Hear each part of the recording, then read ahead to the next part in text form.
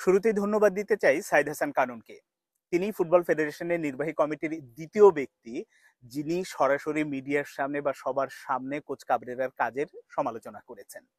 তিনি যে কথাগুলো বলেছেন, তিনি যে দিকগুলো তুলে ধরেছেন, কাবরেরার কোথায় ভুল ছিল কি ছিল, এগুলো যে খুব বেশি নতুনত্ব কিছু বা খুব বোমা ফাটানোর মতো কিছু ব্যাপারটা তা না, কিন্তু তাও ভালো যে অন্যরা যখন একেবারে স্রোতে গা ভাসিয়েছে বা নিজের পদ পদবি ঠিক রাখার জন্য সভাপতি তাবিদ আওয়ালের মন ঠিক রাখার জন্য তিনি যাতে অখুশি না হন এরকম ব্যাপার ঠিক রাখার জন্য অন্যরা যখন একেবারে বোঝার পরেও মুখে কুলু পেটে বসে আছেন, তিনি অন্তত সেই পথে হাঁটেননি। অন্তত নিজের যে ভাবনাটা, নিজে যেটা দেখছেন বা যেটা শুনছেন, সেই ব্যাপারটা আসলে তুলে ধরেছেন। এখন আমি আপনি আমরা সবাই কিন্তু এই কথাগুলো বলছি সেই শুরু থেকে, ইন্ডিয়া ম্যাচের পর থেকে। কিন্তু এগুলো আসলে আমাদের কথা আমাদের কাছেই থাকছে, আমরা 10-5 জন বলছি শুনছি এর মধ্যেই থাকছে। কিন্তু তখন গুরুত্ব অন্যরকম হয় যখন আসলে ওই অর্গানাইজেশনের ভেতর থেকে বা দায়িত্বশীল পদে থেকে কেউ এই বিষয়ে কথা বলে, এবং সেটাই তিনি করেছেন। এই কারণে সাইদ হাসান কানুনকে ধন্যবাদ দেওয়াই যেতে পারে। এর আগে তো শাহিন সাহেব বলেছিলেন, তারও প্রশংসা করেছিলাম, তিনি তো পদত্যাগই দাবি করেছিলেন কাবরেরার, কিন্তু সেটা কাবরেরার পদত্যাগ তো হয়নি, উল্টো তাকে আসলে সেই কমিটি থেকে সরিয়ে দিয়েছে। এখন সাইদ হাসান কানুন অতটা হার্ড লাইনে যাননি, তাকে পদত্যাগ করানো উচিত কিংবা তাকে রাখা উচিত কিনা এইসব ব্যাপারে যাননি, শুধুমাত্র সমালোচনা করেছেন কি ভুলগুলো ছিল। এখন আমার মূল আলোচনার বা মূল বলার যে জায়গাটা সেখানে আসি, সেটা হচ্ছে যে কানন সাহেব অনেকগুলো দিক তুলে ধরেছেন এবং এখানে অনেকগুলো আবার প্রশ্নও চলে আসে। আমি সেই ব্যাপারগুলো একটু আপনাদের ধরিয়ে দিই, অসঙ্গতিও আছে। তিনি বলেছেন যে আমরা কোচ কাবরেরাকে অবজারভেশনের মধ্যে রাখছি এবং আমাদের ফুটবল ফেডারেশনের নির্বাহী কমিটি এখন 3 সদস্যের একটা কমিটি করে দিয়েছে, যারা জাতীয় দল বয়সভিত্তিক দলের সাথে কোচ যেই থাকুক না কেন তারা থাকবেন এবং তারা বিষয়গুলো খুব কাছ থেকে অবজার্ভ করবেন, কোনটা ভুল হচ্ছে কোনটা ঠিক হচ্ছে। কিন্তু এই যে ব্যাপারটা, এটা আবার খুব অসঙ্গতিপূর্ণ একটা কাজ, এটা ফুটবলের সাথে যায় না। ফুটবলে কোচই সর্বা, সেটা দেশি কোচ হোক বিদেশি কোচ হোক, তিনি যেটা করবেন সেটাই রাইট। তোমার পছন্দ না হলে বাবা তুমি তাকে খেদাও, তুমি তাকে বের করে দাও, তুমি তাকে স্যাক করো, যাই করো সেটাই করো, সেটা কিন্তু কোচের কাজের ব্যাপারে নাক গলানো যাবে না। তিনি অনেকগুলো যে খেলোয়াড় চেঞ্জ নিয়ে ডাগ আউটে কি হচ্ছে তারা পরামর্শ দেবে, এই যে পরামর্শ দেওয়া নির্বাহী কমিটির, এইটা কিন্তু একেবারেই কি বলবো যে আজগুবি ধরনের কথা। এবং ফুটবল ফেডারেশনের ভেতর থেকে এই ভাবনা এসে, ভাবনা থেকে যদি এরকম 3 সদস্যের কমিটি করা হয়ে থাকে, এটা একটা বিশাল রকম ব্লান্ডার এবং ফুটবলের সাথে যে জিনিসটা যায় না সেটাই আবার বাফুফে আসলে অ্যাপ্লাই করতে যাচ্ছে।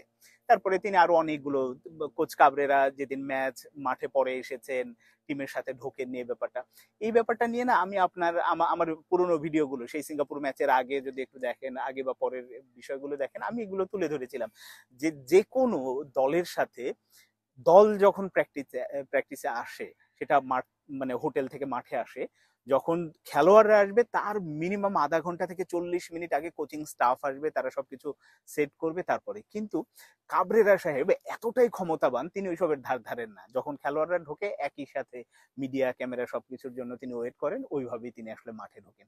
এটা যে কত বড় একটা ভুল কাজ, প্রফেশনাল কাজ না, তিনি একজন পেশাদার কোচ হয়ে যে অপেশাদার কাজ করেন, এটা হচ্ছে তার প্রমাণ। তো এই ব্যাপারগুলো অনেকগুলো দিক তিনি তুলে ধরেছেন সাইদ হাসান কানুন সাহেব। এই প্রশ্নের জায়গাটা আর একটা, এত কিছু অবজার্ভ করছেন, তার কাজ আমরা এখন কাছ থেকে পর্যবেক্ষণ করব, সবই ঠিক আছে, সবই মানলাম, কিন্তু আপনার ফলাফলটা কি হচ্ছে, এ কোনো সিদ্ধান্ত নিয়েছেন?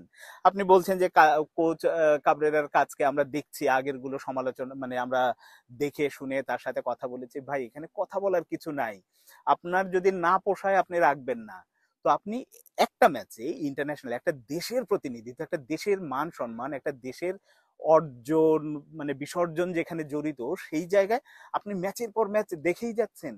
দুনিয়ার কোন জায়গা আছে একটা কোচ একবার ভুল করলে, ছোট একটা ভুলের কারণে কোনো দলই রাখবে না, কিন্তু আপনি এই কোচকে তো রাখছেনই, আরো বেশি ক্ষমতাবান করছেন।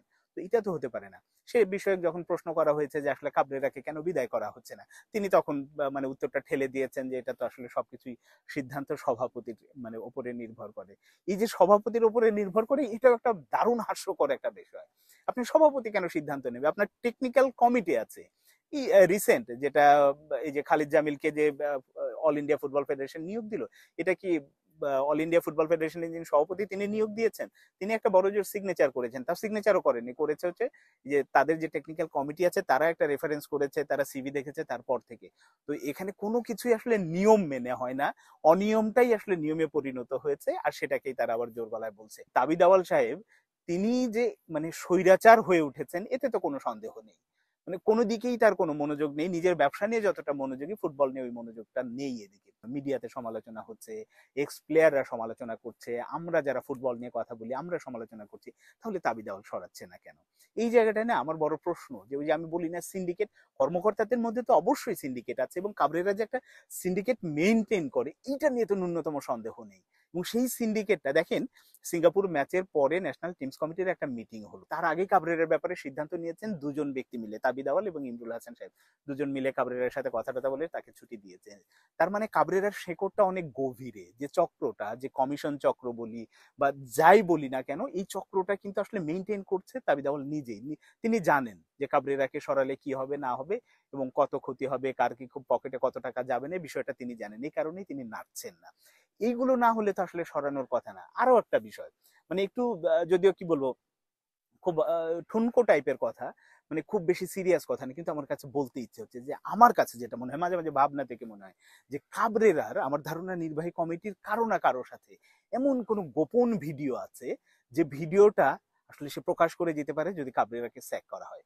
কারণ ওই ভয়ে হয়তো নির্বাহী কমিটির কেউ তাকে নাড়ছে না, না নাড়বো না, আমার ভিডিওটা যদি ফাঁস হয়ে যায় আমার চরিত্র নিয়ে টানা হেঁচড়া বাঁধবে, এই কারণেই বোধহয় কাজ করছে না। তাছাড়া এর বাইরে আমি কোনো কারণ দেখি না। দুনিয়াতে কোচ একটা দুইটা ভুল করে তারপরে ওই কোচকে রাখে না, আর আমাদের কোচ ম্যাচের পর ম্যাচ 3 ম্যাচ তো ভুল করেছে, তার ভুলের খেসারত দিচ্ছে। সামনে হংকং ম্যাচ আছে এবং সেখানেও অন্যরকম মানে বড় ধরনের ব্লান্ডার হবে, এটা আগাম একটা মানে ইয়ে দিয়ে রাখলাম, সতর্কবাণী দিয়ে রাখলাম, সেই ম্যাচেও হবে, তারপরেও তাকে বদলাবে না। এবং এই মেয়াদ যাবে, আমার ধারণা কাবরেরাকে আবার তারা রেখেও দিতে পারে, এরকম চিন্তা ভাবনা ফুটবল ফেডারেশনের মধ্যে চলছে। তাহলে বোঝেন যে কাবরেরার শেকড় কত গভীরে।